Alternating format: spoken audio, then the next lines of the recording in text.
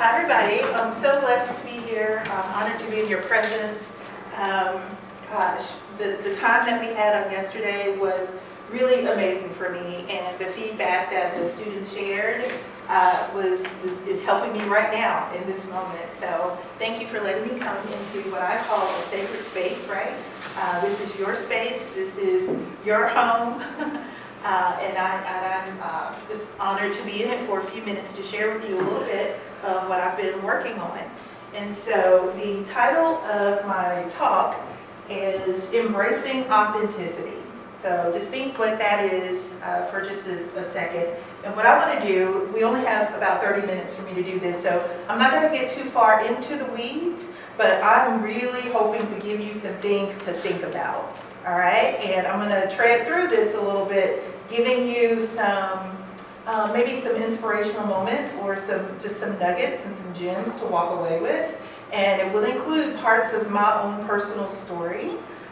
So please, just get ready to take a little bit of a road trip with me. Now, I'm using a platform. Here's just a quick tip outside of the conversation today. I'm using a platform called Canva. Raise your hand if you know Canva. Yay, yes, canva.com. It has blown up in the last 10 years. I've been using it for, I don't know, maybe a decade or so, but the things that it can offer to you now in terms of presentation, please take a look at that, as well as some of the new media operations that it provides to you. So hopefully this doesn't mess up on me, but if it does, I'll keep going. Yep, imposterism tells me that I won't, but I know that I will. All right, so my quote, and I'm sorry I can't see that last name there, but if you've come to here to help me, you're wasting your time, and you can leave right now if you want, okay? But if you've come because your liberation is bound up with mine, then let us work together. So thank you for your time and your attention. Our time together will go over the following. Some of this might be a little bit out of order, but for the most part, I'm going to tell you and talk to you about what imposter syndrome is. And there's a couple of definitions, and I'll use them interchangeably. I want you to know where this comes from and understanding the origin story, even my origin story. The classic behaviors, I want you to see how I got here. I want you to know what those 4 specific behaviors are. So my last 4 screens is really going to give you that. So I don't mind if you take screenshots, or you just scratch some stuff down, or use your phone to take notes, or however you want to do this. At the very end, several people came up to me yesterday and asked me for these slides. These are yours. If you want them, it's a public link I've made available. So at the end, if you want it, give me your phone number and I'll shoot it to you right to your phone, like right now after we get done here.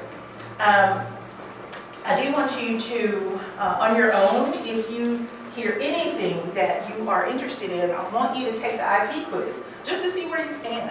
Just to know. I think it's very helpful for people to understand where you are on that particular spectrum, because there was a study done. I'll get into that in just a second. And then I would love it if you would let me know how I delivered this information to you. That's really important, because some things don't land, right? And some things do, and a lot of it has to do with the person, how they delivered that information to you, okay? So that's important to me, because I really want to improve what I'm doing. All right, so let's talk for a second about what is imposter syndrome. I really don't like this name, because it associates itself with like the medical area, right? So you think about syndrome, you think about condition, maybe a diagnosis and all of that. But I'll get into more of that. But why does it matter right now? Why are you even looking at this? Why are you paying attention? Why am I here today in this moment talking to you about IP? Okay? Well, the construct itself is like an act, or it's like what I say is a psychological pattern of harboring feelings of inadequacy, self-doubt, and fraudulence. And it manifests itself in a bunch of little silly ways all throughout the day, all throughout the week, all throughout the month, all throughout the year. And it can take over. And I'm going to tell you how it does that, and I'm going to tell you how you can overcome it. I don't want to say battle it and fight it and get rid of it and all of that. Wrong words.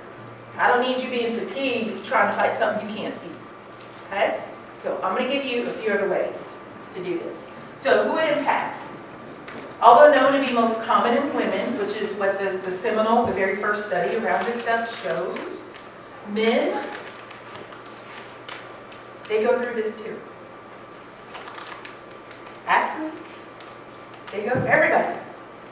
Professionals, young adults, seasoned professionals, mature folks who've been in the workforce for 40, 50 years, whatever. Everybody goes through this. And so I'm going to give you a little bit about something that I think you can walk out of this room today understanding better. So we're going to be talking about the construct, all right? And that's how I refer to it as. Now again, why should this matter to me right now at this moment in time? Become, develop, challenge, and overcome. I want to help you, the student, be more aware about these particular feelings and what it feels like when it shows up. And when I share some of these things with you, you're going to be like, oh my God, I know exactly what this is now, or where I've experienced it, or how I felt when these things have come up for me. Okay? Develop to help practitioners, your faculty, community partners, other students, employees, all these people to develop better programs and services to help you. And this whole event right here today is one of those avenues. Okay, so thank you again, Dr. Whistler. The challenge. I want you to challenge that snitch in your head. That's what I call it. It's doing all the things to make you do the most, to play small, right? And to chicken out on stuff. Overcome. When identified to help you or somebody that you know, you're like, oh my gosh, this is not me. I took this test. I know all about this. I've taken the quiz. I do not have experiences of imposterism or the imposter syndrome. Well, guess what? At some point, you might experience or have a relationship with someone who does, and you will be able to help call it out and support that person. Okay? So everybody needs to know and understand what some of these tips, tools, and techniques can look like. So let's talk about the seminal study. Clance and Imes, their last names, the two psychotherapists who interviewed about 150 women. I think I was probably 1 or 2 years old when this happened. No, I think I was 5. But they were all successful women. They were high achievers. And guess what they all said? They felt like frauds in their work, in their service. They didn't feel worthy. But people, if you knew who they were, you would consider them to be really bright, accomplished women who've done all of these things over all of these years, decades even. So they wanted to know why these women thought this way about themselves, why they felt like this. Okay, and this is the origin story. So their findings fell into 2 specific categories. Now, again, this is early research in, let's just say, the 70s, okay, the mid-70s.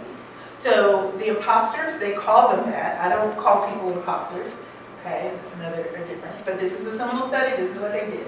And here's what they found. A sibling or a relative that was designated as the intelligent member of the family, okay?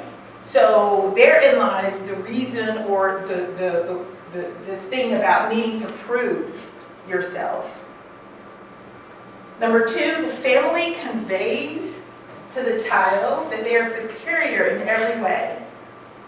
You know, thinking that's, yeah, this is, let me tell my son, my daughter, that you are the best.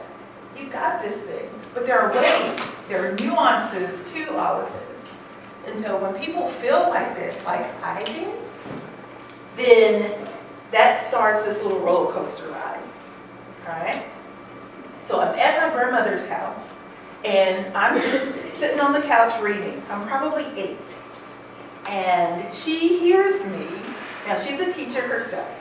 She hears me, and she went and called my grandfather. Now, in those days, she called him by his last name, which was Jenkins. And she's like, Jenkins, get in here. Come and listen to this girl read. And I'm like, ooh, yes. And so, of course, guess what I'm going to do? What am I going to do? I'm going to keep reading. I'm going to read loud. I'm going to read proud. I'm going to do that thing, right? Jack and Jill, whatever it was. But here's the issue. Every time I'm at my grandmother's house, what am I going to do? I'm going to read, even when I don't want to. So there got to be a time where it's like, oh, let me go in here and read. Why? Because I needed some, proof. I wanted to hear all those great words she was saying about. So I was doing it. I started doing it for the wrong reason, right? And the minute I decided not to read that day at my grandparents' house, guess what happened? Why aren't you reading? And I'm like, okay. So there was more to the situation than that. But I was questioned about that specific ability. And I'm 8, and I didn't know what to do with it except my grandmother won't love me if I don't read, so let me go find something. And so guess what happened? For a while, I didn't want to go to my grandmother's house. I went to my other grandmother's house, who didn't make me feel that way, okay? And so it's really interesting what they say about how these triggers, these experiences can start at these ages. So I don't know if something like that happened for you, if you have that in your history, but there are a lot of ways that IP kind of creeps up into our lives, all right? So here are the 4 classic behaviors. This is what they found in the study. Okay, I hope you can see over here. If you can't, feel free to move, and of course I'll repeat what's here. But you'll know what these things are. But when you put them together, these are the particular behaviors that make up what they refer to as imposter syndrome.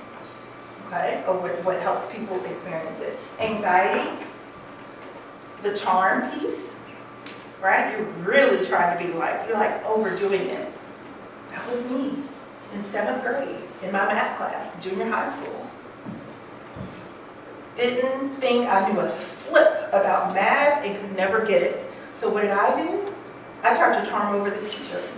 So I sat on the front row. I'm sitting up straight. I'm doing everything but answering questions, asking questions. And after the class is over, what am I doing?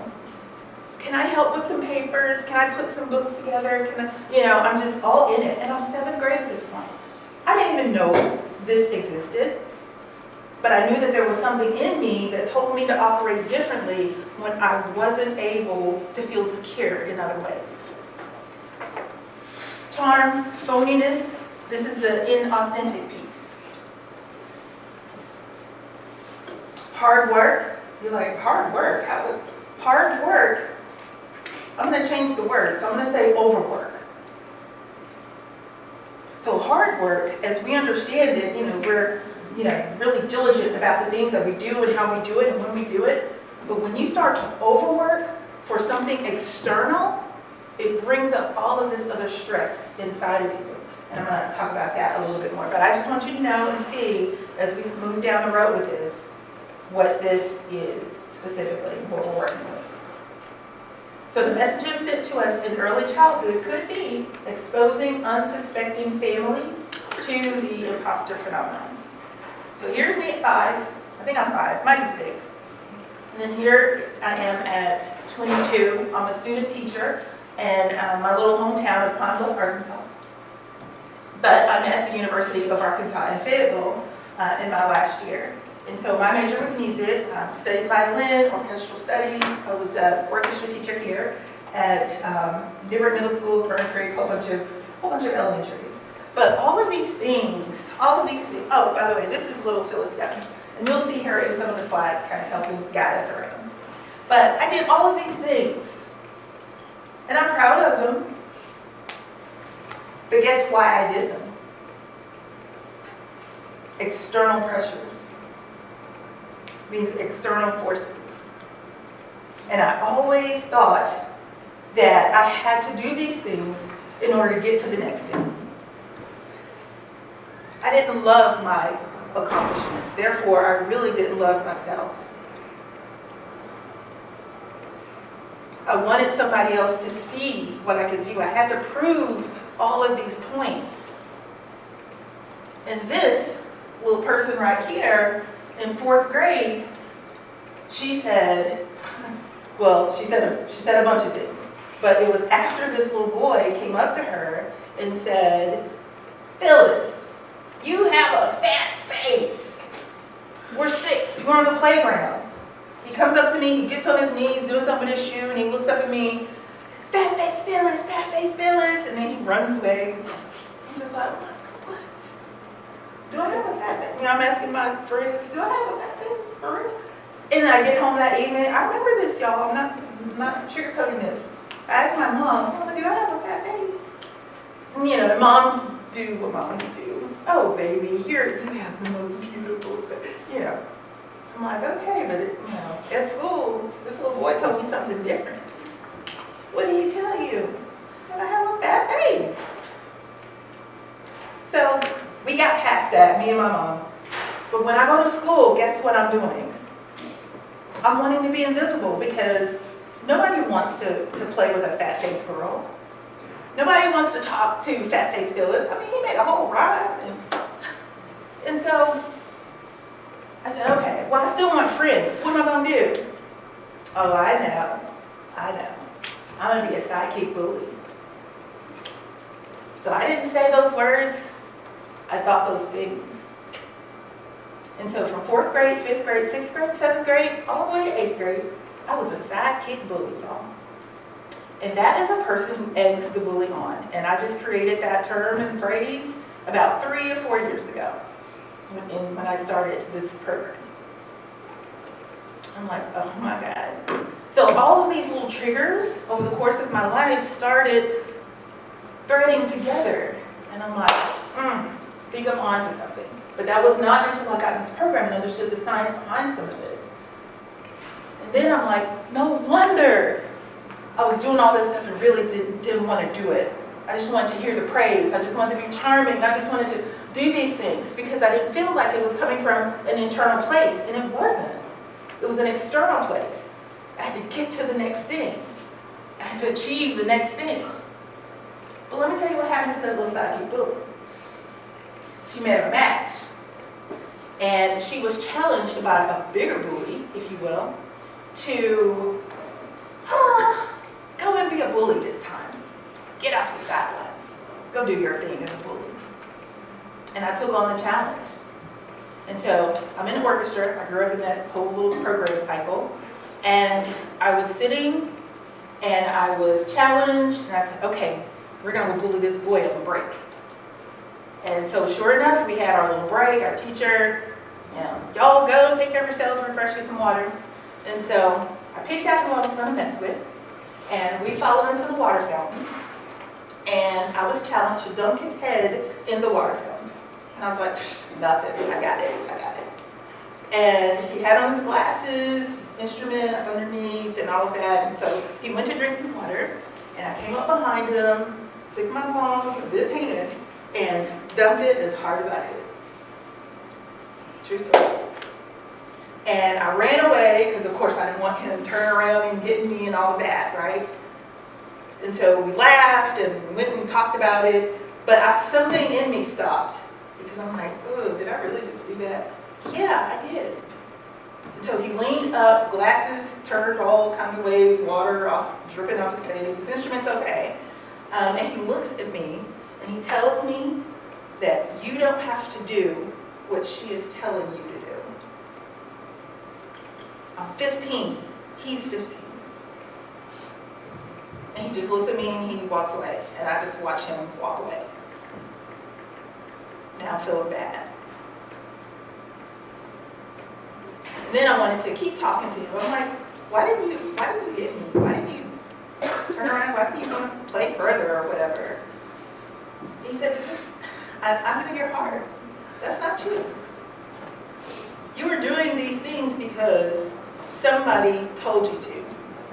Because you didn't have enough. Now, guess who I'm talking to at this point when I ask this question?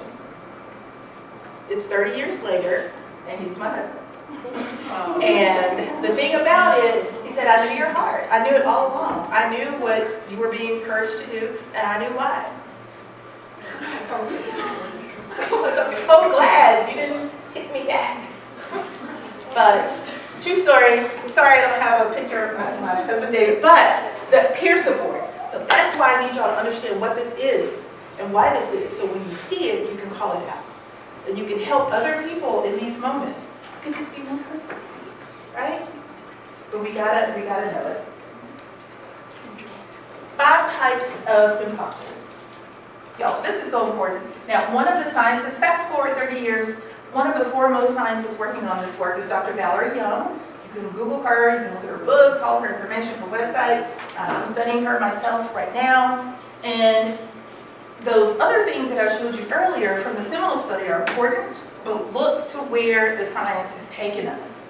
Do you see yourself in one of these? Or do you know someone who is always trying to be the perfectionist? Oh my God, that will kill you. I'm sorry you can't see the tiny writing, but again, I will give you these slides, and you can look this up under Dr. Valerie Young. Her citation is on the next slide. The expert. When you feel like you don't know the answer and that your life is over because you don't. I'm telling my daughter, I have a junior at Bellarmine, and she is all the time trying to get it right. I want it right. I want people to get it right. Her dad is like, you want utopia. It's not that way. You're going to expire if you continue to try to be any of these things. It's okay. Things are not going to be right. That's why you're here. You are that light. So you continue to be who you are, right? The soloist, you just want to get it done. That was me for a long time. I started a business in 2009, and I'm thinking, oh, I'm going to work my business. Yes. Y'all have made a dime. Just do it. Oh, I'll just do it for free. I have no business acumen, no business sense. Now, that has changed. But when I first got out, and for many years, I'm like, I can do it all. I really don't need help. I don't need support. I don't need to establish these relationships. You do. You need support. The support you have here right now today is amazing. Understand who those people are, what they do, why they do it, and then I want you to G3 it. Tell both of my daughters, go get the goodie. Go get it. Find it. It's there. You don't have to do it alone. You don't have to be that soloist. And are you that natural genius? You don't have to be. And then this last one, the superhuman. I want y'all to read up on this.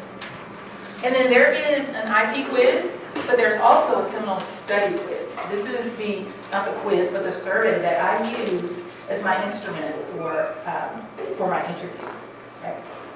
Okay, so those are the 5 types of imposters.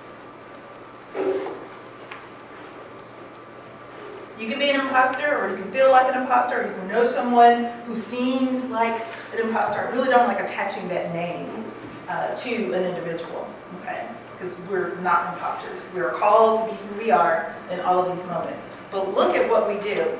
The wording is a little harder, so let me tell you.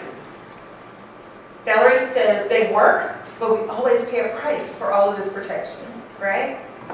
What that means is you're either holding back, you're flying under the radar, you're over-preparing, you're using lots of charms, you're procrastinating, you're never finishing anything. My daughter got into this cycle, and then it beat her up so bad, she felt like she was a failure at everything. You're maintaining a low or an ever-changing profile, and you're self-sabotaging.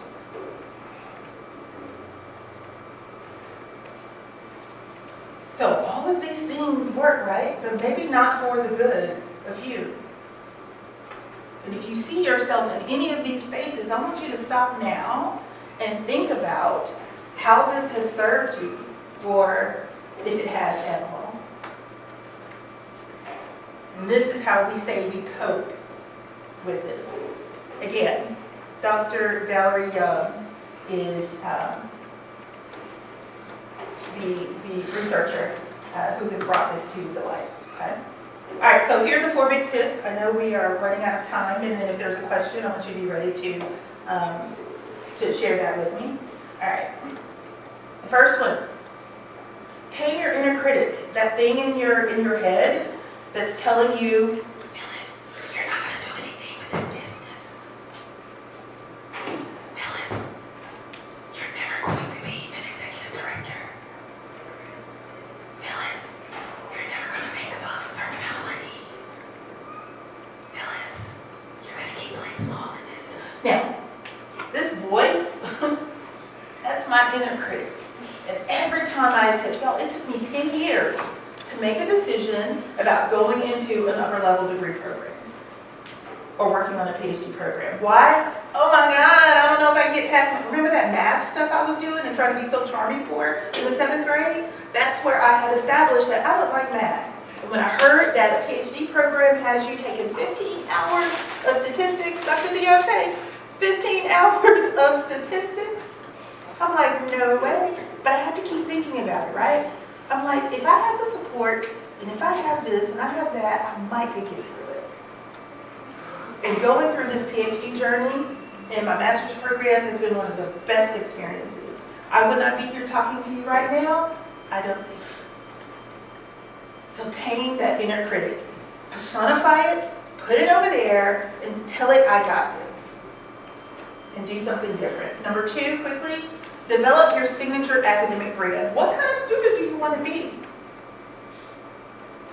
When you think about the biggest brands, the Targets and the Walmarts and the Apples and the Nikes and the Reeboks trying to make a comeback, when you think about that, what are those things that are attracting you to all of these things? Think about yourself in the same frame. How do you want to be understood as a student? How do you want to create an experience that someone will go through with you as you sit in your lecture classes? What do you look like? Are you there? Are you present? Will that faculty member be saying great things about you just because of the way you sit up in class or you operate in class, whether you say anything or not? It's all in your vibe. Y'all know what I'm talking about. Scale your productivity and establish your high performance. We're running out of time, so I'm going to get to this last one really quickly. But productivity, how do you get things done? I don't even do to-do lists anymore. I don't. I do productivity reports. It's a fancy to-do list, but I categorize the things that I want to see. Like, I got to talk to 3 people today, and I'm doing this by any means necessary. I could talk to 7, right? But it's just these 3 that I really need. Here are the 3 most important things I have to do today. I don't care how small or how large. Here's my concentration. High performance, all of it goes together. You can start to see and pay attention to how you're getting everything done. Okay? And the last one really quickly, y'all, there's so much more to this. There's 100 ways to do all of these things. I just want to give you 4 today to think about. But prioritize your academic plan through the creation of your own strategic agenda. Do you know where you want to be in 4 years? You may not, but you can think about it. I promise you things will start to line up or align in your heart space, right? Give yourself those breaks. Be thinking about that. And then when you're in the moment, working on all of these deliverables that your degree program requires, you can get through it. You don't have to listen to that inner critic that tells you, you are not going to pass this test, you did not study. That's what my daughter told herself 2 nights ago for an ethics test that she didn't even look at the questions for. I said, Leah, you got 5 minutes. Look at those. Just look at the questions. Took the test the next day. It's 3 in the morning, we're talking, right? Took the test the next day, did fine. So sometimes when people are going through these feelings, these experiences of imposter syndrome or imposterism, guess what? Sometimes they just need a little nudge or a little push by somebody else to think differently. Okay? And so I think that is my last slide. There they all are again together. If you want a screenshot, just to carry that with you. And this is, again, from me to you. There are so many more ways to think about these things. So for faculty who are in the room, if you are wanting me to come and talk with your class, go deeper, just maybe on one of these. You know, we can build these types of things out together. We can also do the quiz and look at results and things like that. And so what I want to leave you with then is just understanding this is something that's critically important. Everybody's talking about it, but listen to how they're talking about it. You know, from former First Lady Michelle Obama to someone on these news shows to someone on TikTok talking about imposter syndrome. It's out there. But understand what it means, where it comes from, and how it shows up. Not just in your life. If you're experiencing this, again, we're not imposters. We're not frauds. We're doing the things that we're called to do right now, today. Right? Do not let an IP experience make you play small or shrink. So, here's a last little thing I want you, a vision that I want you to think about. Here's little Phyllis down here too, telling you maybe it'd be easier if we just put the self-doubt down while we try to get to whatever our goal is. Much lighter. Much lighter load. So I want to thank you for your time, your attention, and here are the 2 QR codes I put together for you. I want to make this presentation even better, so I would love for you really to do the survey for me. It's just a few questions. It's anonymous. It is, you don't have to put your name or anything. I'm not collecting emails and all of that. Just answer those questions and tell me what you think. Also, if you want to, let me just see where I stand in this whole IP thing, get that other QR code. And you don't have to do this right now. I'm not expecting to get all of this now. So throughout the day, if you have time, okay? And take that quiz. It will not collect your email either, but it'll give you an instant result after you answer about 10 questions, I think. All right, so that is the talk, and I'll stay after just a few minutes if anybody has questions, or if you want me to deliver the slides with you, or to you, right now on your phone. Take whatever you want. Yeah, let's give her. Before you all leave, I just want to leave you with a few thoughts. You have it in your power to create your own path, to take control. Yes. And you have it here in the Career Design Center, right? That's what I'm here for. I have resources, fabulous resources to help you, to support you to get where you need to be. The first thing you need to do is think about, and I love that Phyllis said this yesterday, it's like, if nothing else motivates you, money. I can't tell you how many times I let that voice keep me from understanding my values, all right?